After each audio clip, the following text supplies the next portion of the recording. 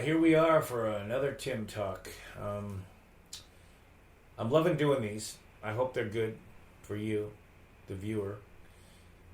They're, just to repeat, they're designed to be continuing education on what we teach at the school, particularly to help our students that have been here and future students to get ideas, and just to give you guys reminders of a lot of the teaching so that you can implement it in your life, because I'm well aware of the dangers of going back home from Headwaters and getting busy doing the things that life throws in front of us, and we forget to do often the most important things, which is taking care of our heart and our soul, and that's getting out in nature. So, you know, you got to remember that, and sometimes maybe, hopefully these talks will help with that. Myself, I'm even guilty of that. Sometimes I'll be so busy working up around the house and the garage and the greenhouse and the garden that I forget to go walk on the land. You know, the most sacred place I've ever been, I'll forget for days sometimes. So I need it too. So the first little talk I wanted to do is called Wildness. And it's the importance of being in touch with your wildness that is within you. Your wild man, your wild woman, your wild boy, your wild girl. We often call it our primal self in these teachings.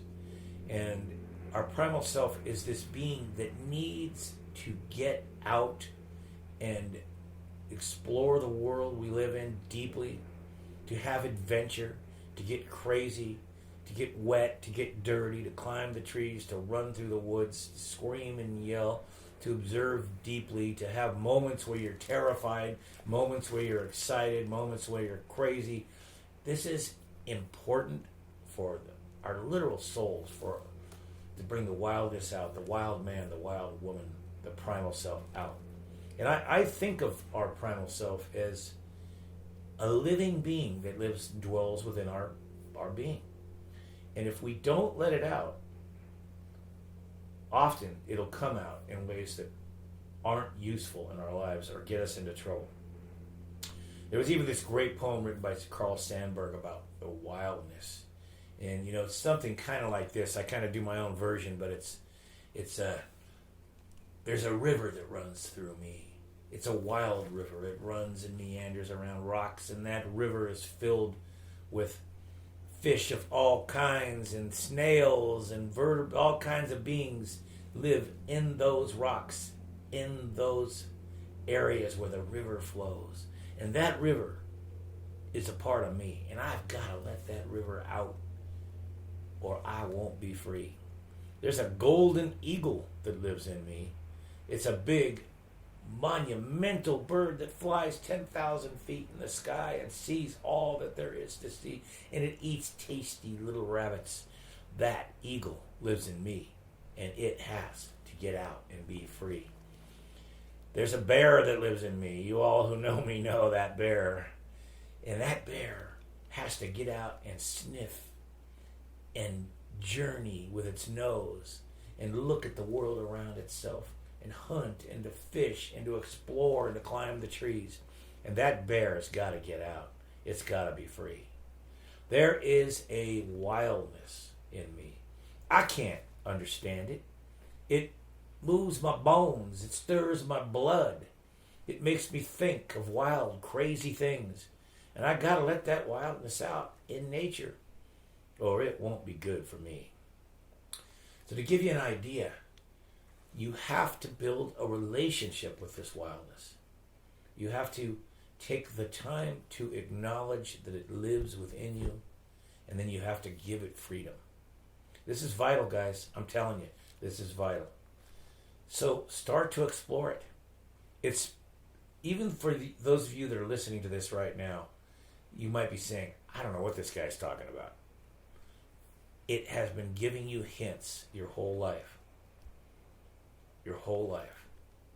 And this is what you have to do. You know, one of the places in our school where everybody gets wild is the sweat lodge.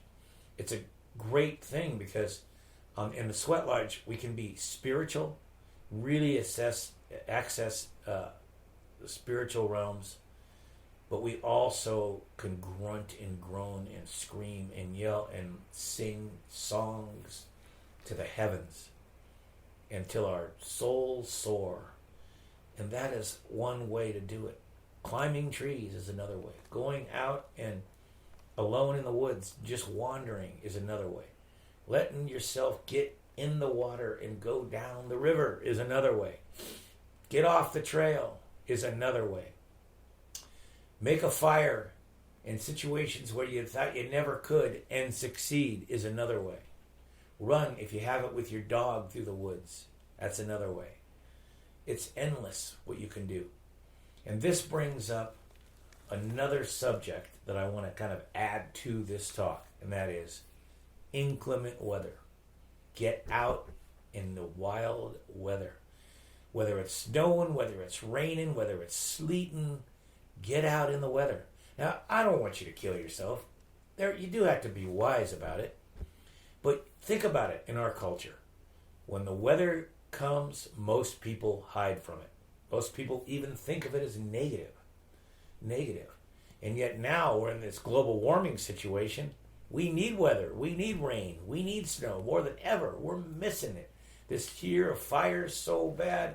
Oh my gosh, could we have used some serious weather? Weather's not negative. It doesn't have things like that around it. Weather is just weather. It just does what it does. Okay? But you can engage it by getting out in it. So next time there's a big rainstorm, get out there. Wear the proper clothing to stay dry. But, if you have a fire to come home to, get out and get wet. Shiver a little bit. It's good for you. Get out in that snow. Walk barefoot in the snow. Walk barefoot in the rain. Let your head get wet. Roll around in the wet grass. Look at the massive thunderstorm coming. Get out of the way of the lightning, of course. But look at that dark black sky with a rainbow in front and find yourself mesmerized by the beauty. It'll be good for your soul, for your heart, for your total being. Okay? When the weather seems bad, get out in it. It'll be good for you. It'll free you. It lets the wildness out. The wild being that lives in you, I will repeat, is a living being. It needs, think of it this way. You are its caretaker. You are its caretaker. If you don't give it life, it's a form of prison. And nothing happens. There's a great poem, Get Out in the woods. If you don't get out in the woods, nothing will ever happen and your life will never begin. That kind of applies to nature with extreme weather and letting your wildness get out and play. Okay? Get out into the woods. Get out into the woods. If you don't get out in the woods, nothing will ever happen and your life will never begin. Let your life begin by getting out. Okay? Make time for it. Make time for it. It's vital. All right? And watch yourself grow immensely from it. And the stories you'll have to tell. That time that thunderbolt came close. That time you almost froze. That time you climbed that tree and you got shaky and slippery in the wind up there when it was blowing back and forth. That time you got too close to that mountain lion. That time you climbed that cliff edge. Hey, these are great stories, all right? So, thanks for listening. I just want to repeat, let the wildness be wild. Let it go. Think of it as there's a wilderness that lives in you.